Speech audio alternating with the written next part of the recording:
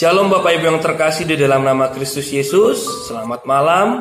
Sebelum kita merenungkan firman Tuhan pada malam hari ini, mari terlebih dahulu kita bersama-sama kita mau berdoa. Bapa dalam kerajaan sorga, kami sungguh mengucap syukur dalam kehidupan kami. Tuhan masih menyertai kami, memberikan kami kekuatan sampai saat ini. Sebentar kami ingin merenungkan firman Tuhan. Berkati hati dan pikiran kami, agar kami boleh benar-benar siap untuk menerima firman-Mu. Dalam nama Kristus Yesus kami berdoa dan mengucap syukur. Amin. Bapak Ibu yang terkasih di dalam nama Kristus Yesus, renungan kita hari ini terambil dari 1 Yohanes 3 ayat yang ke-11 sampai yang ke-18. Saya akan bacakan untuk kita semua. Sebab inilah berita yang telah kamu dengar dari mulanya, yaitu bahwa kita harus saling mengasihi. Bukan seperti Kain yang berasal dari si jahat dan yang membunuh adiknya. Dan apakah sebabnya ia membunuhnya? Sebab segala perbuatannya jahat dan perbuatan adiknya benar. Janganlah kamu heran, saudara-saudara, apabila dunia membenci kamu. Kita tahu bahwa kita sudah berpindah dari dalam maut ke dalam hidup, yaitu karena kita mengasihi saudara kita. Barang siapa tidak mengasihi, ia tetap di dalam maut. Setiap orang yang membenci saudaranya adalah seorang pembunuh manusia. Dan kamu tahu bahwa tidak ada seorang pembunuh yang tetap memiliki hidup yang kekal di dalam dirinya.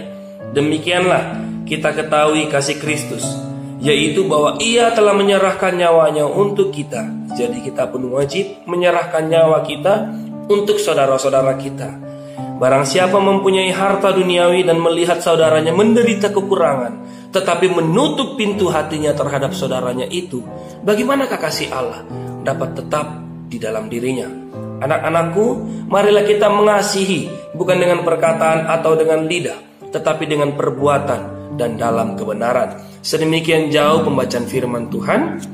Bapak Ibu yang terkasih di dalam Kristus Yesus, pembahasan tentang kasih ini bukanlah suatu pembahasan yang baru dalam kehidupan kita orang percaya pastinya. Mungkin ada juga begitu banyak orang-orang percaya sudah terlalu sering dengan istilah kasih ini. Tapi Bapak Ibu yang terkasih, perihal kasih ini tidak akan pernah berhenti untuk disampaikan dan juga digemakan, karena kata kasih ataupun kasih itu adalah ciri mutlak yang harus dimiliki dan juga melekat di dalam kehidupan orang percaya ataupun pengikut Kristus.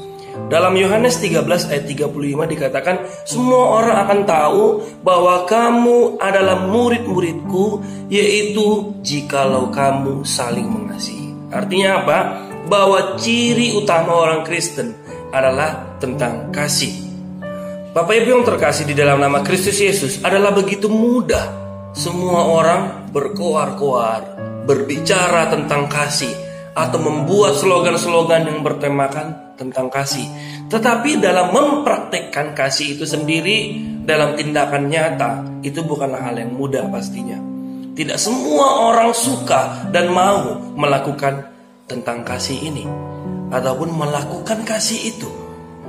Apalagi kita mengasihi seperti cara Tuhan mengasihi kehidupan kita, yaitu mengasihi tanpa pamrih.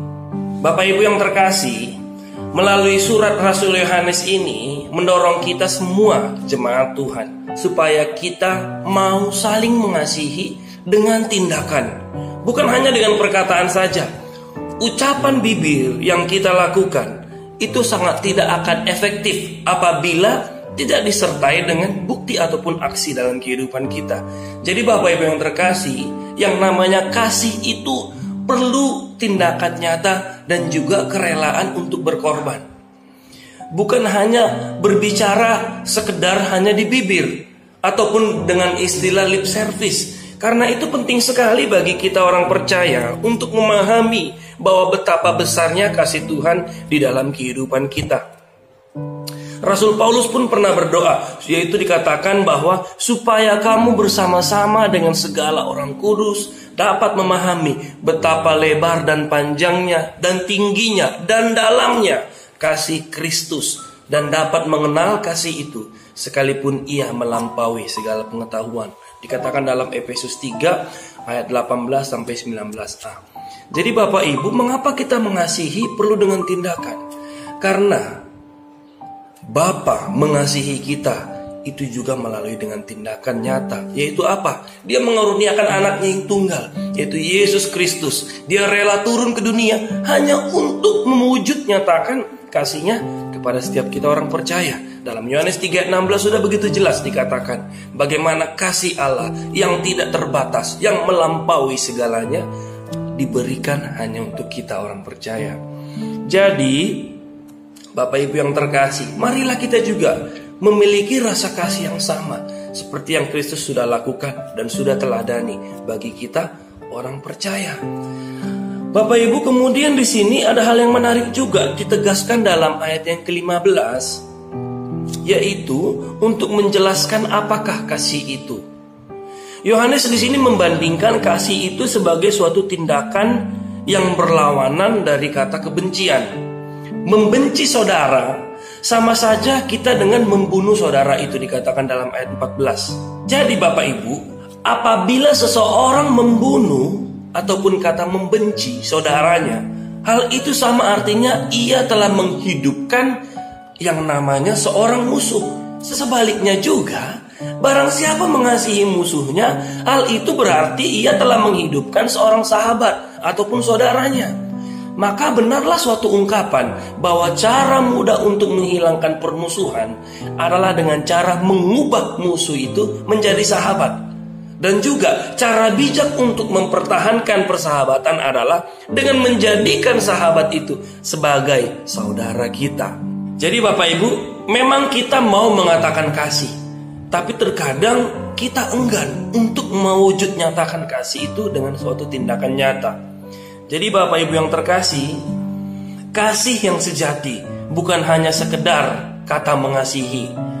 Lebih daripada itu, bahwa kasih ini berbicara soal kepekaan, kepedulian, empati, kesediaan kita untuk berkorban, berbagi, dan juga lain sebagainya.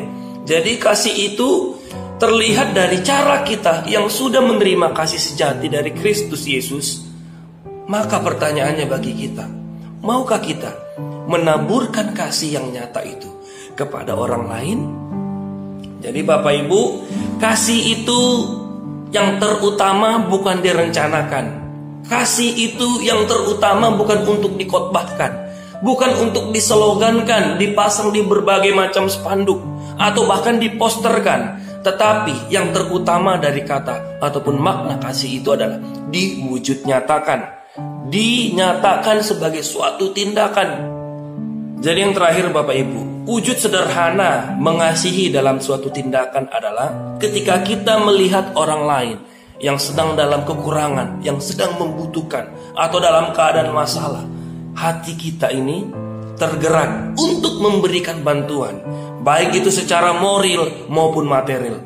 Itulah wujud kasih yang sesungguhnya. Sebagaimana Kristus juga mengatakan bahwa Dia mengasihi kita, tapi Dia mewujud nyatakannya dengan menebus kita, menyelamatkan setiap kita orang percaya. Amin firman Tuhan. Mari kita bersatu di dalam doa. Bapa dalam kerajaan sorga, kami sungguh mengucap syukur karena kebaikan-Mu, karena kasih-Mu yang begitu besar dalam kehidupan kami. Mengajak kami setiap orang percaya untuk mau meneladani kasih Kristus, supaya kami boleh mengasihi sesama kami. Kami tidak ingin membangun suatu rasa kebencian di antara kami. Biarlah kami boleh memiliki rasa kasih yang sama seperti Kristus telah mengasihi kami. Ampuni kami ketika kami membenci orang lain, membenci sesama kami, dan tidak mau mengasihi setiap orang yang ada di sekitar kami. Biarlah hati kami mau mengasihi. Bapa, kami mengucap syukur untuk renungan firman Tuhan ini. Biarlah kami boleh menjadi pelaku firman Tuhan. Banyak orang diberkati dan nama Tuhan dipermuliakan. Dalam nama Kristus Yesus kami sudah berdoa dan mengucap syukur. Amin. Tuhan Yesus memberkati kita semua. Shalom.